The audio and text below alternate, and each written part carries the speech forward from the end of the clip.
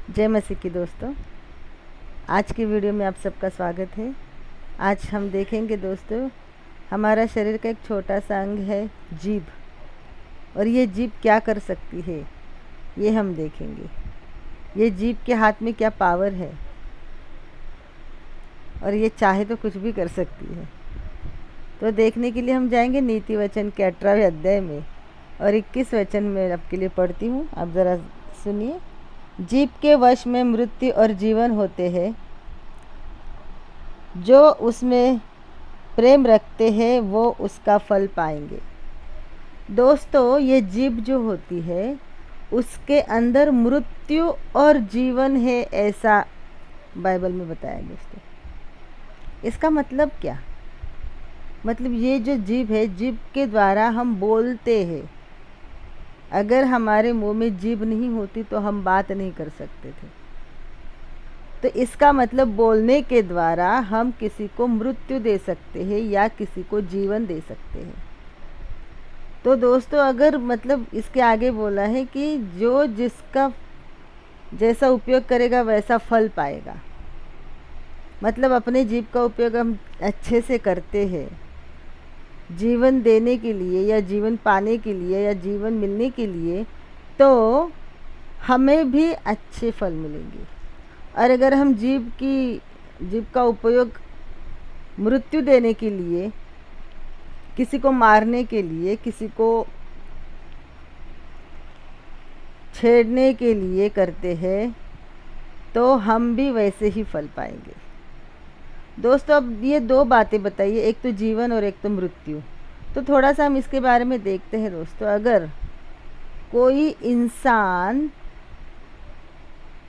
मर रहा है या फिर कोई इंसान इतनी बड़ी प्रॉब्लम में है, और अगर उसके पास कोई जाके बोलता है कि देखो भाई, आपकी प्रॉब्लम कुछ भी नहीं है, ये छोटी सी प्रॉब्लम है और मैं आपकी इस छोटी सी प्रॉब्लम के लिए प्रार्थना कर सकता हूँ, या इस छोटी सी प्रॉब्लम सॉल्व करने के लिए परमेश्वर आपकी मदद करना चाहते हैं, ये है उस इंसान के लिए जीवन देने के बोल।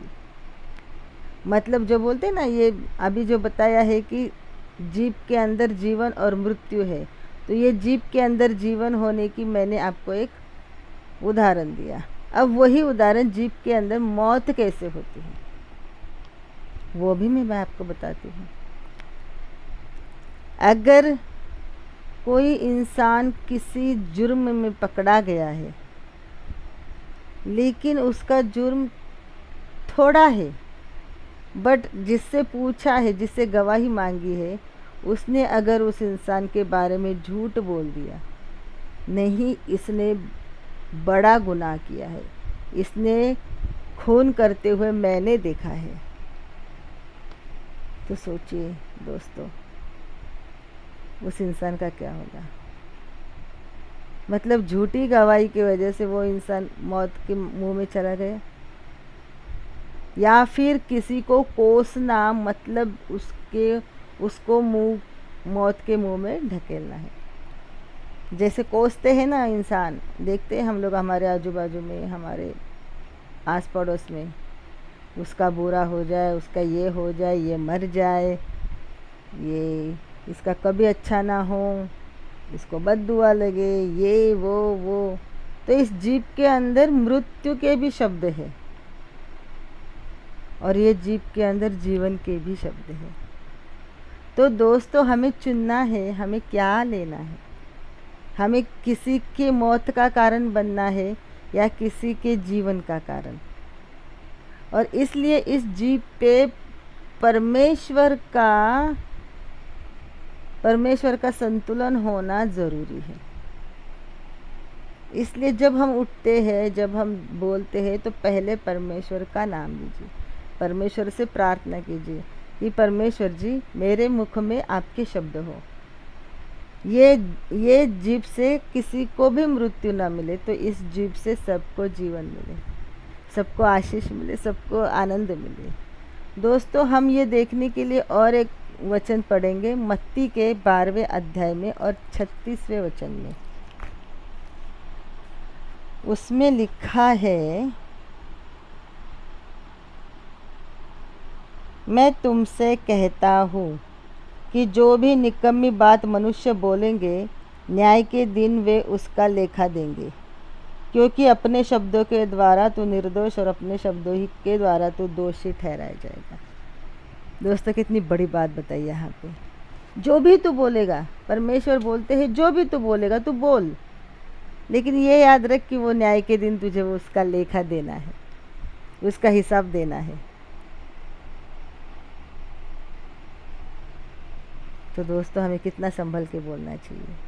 अगर हम जो बोलते हैं उसका हिसाब देना है न्याय के दिन, तो हमें कितना संभल के बोलना चाहिए। मुंह में अगर बात कोई आती भी है तो उसे कभी कभी दबाना चाहिए। गुस्से में कभी कभी हो जाता है इंसान से, लेकिन उसे दबाना भी आना चाहिए, क्योंकि ये ध्यान में रखिए, जो भी हम बोलते हैं उसके द्वारा क्या परिणाम होता है वो हमें सोचना चाहिए पहले, और इसका हिसाब हमें देना है परमेश्वर को।